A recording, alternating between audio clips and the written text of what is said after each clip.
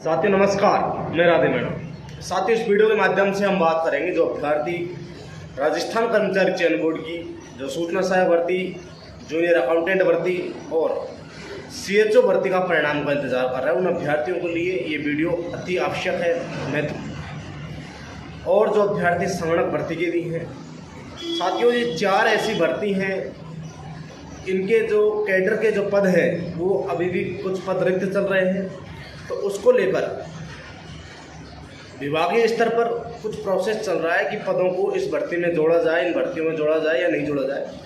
तो इनमें जो जूनियर अकाउंटेंट भर्ती है उसमें स्पष्ट हो चुका है कि उसमें पद नहीं जुड़ पाएंगे, क्योंकि जो सीईटी के माध्यम से भर्ती का आयोजन करवाया गया था, इसलिए इसमें जो पद हैं वो नहीं जोड़ पाएंगे, ये विभाग के अधिकारियों ने हमें बताया था। अब हम बात कर लेते हैं जो संगणक के पद हैं, सीएचओ के पद हैं और जो सूचना सहायक के पद हैं। तो साथियों सूचना सहायक भर्ती के जो पद हैं वो इस भर्ती में जुड़ने का जो प्रोसेस है वो चल रहा है और वो पद जुड़ेंगे। लगभग 460 के आसपास ये पद हैं।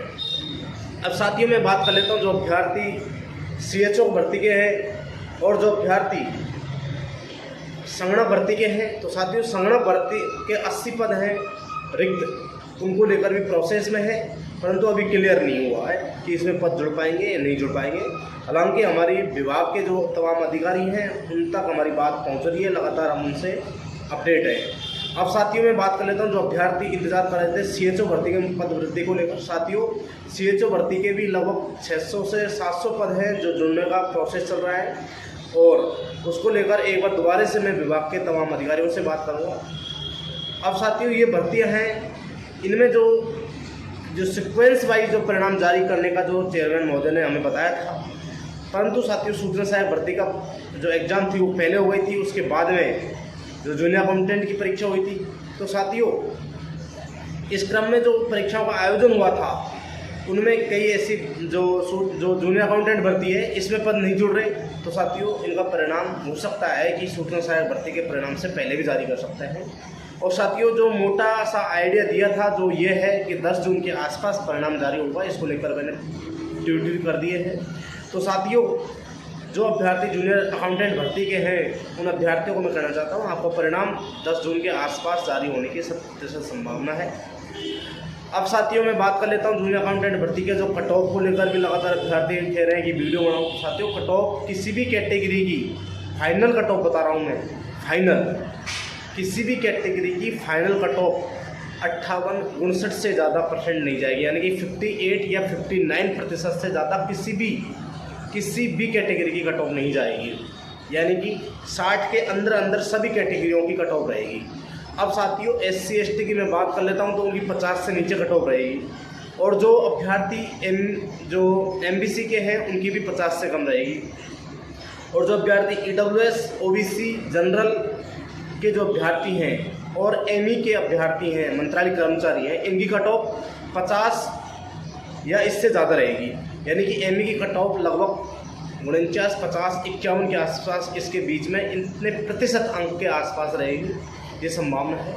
हो सकती है इससे ज़्यादा नहीं जाएगी, इससे कम ही रहेगी, यानी कि 50 मैक्सिमम है, 50-51 ME की कट ऑफ। और जो अभ्यर्थी है अपने OBC वर्ग के उन अभ्यर्थियों की कट ऑफ जो जनरल की कट ऑफ जाएगी 2 गुणे की, लगभग 54 के आसपास, तो उससे 1-2 अंक ऊपर नीचे रहेगा, यानी कि लगभग उतने ही प्रतिशत अंक कट ऑफ उनकी जाएगी, यानी कि 54% के आसपास ही OBC वर्ग की कट ऑफ जाएगी, और EWS की कट ऑफ भी 53-54% रहने की संभावना है।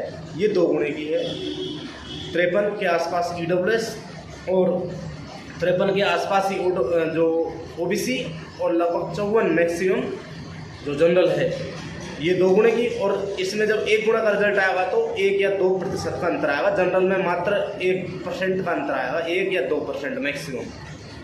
तो साथियों इस तरह से ये जो पूरा अपडेट था इस वीडियो के माध्यम से मैंने आपको बता दिया है। और जो संगणक भर्ती का अभ्यर्थी हैं कट ऑफ को लेकर चिंतित है उनको भी मैं बताना चाहता हूँ। जो सामान्य वर्ग की है कट ऑफ वो 2 गुणे की, वो लगभग 70 अंक रहेगी, और SC और ST की 55% के आसपास रहेगी, और और जो अभ्यर्थी ओबीसी के हैं लगभग उनकी जो कट ऑफ है वो 65 और 17 इसके अंदर रहेगी, यानी कि 65 से 68 तक पहुंचेगी मैक्सिमम।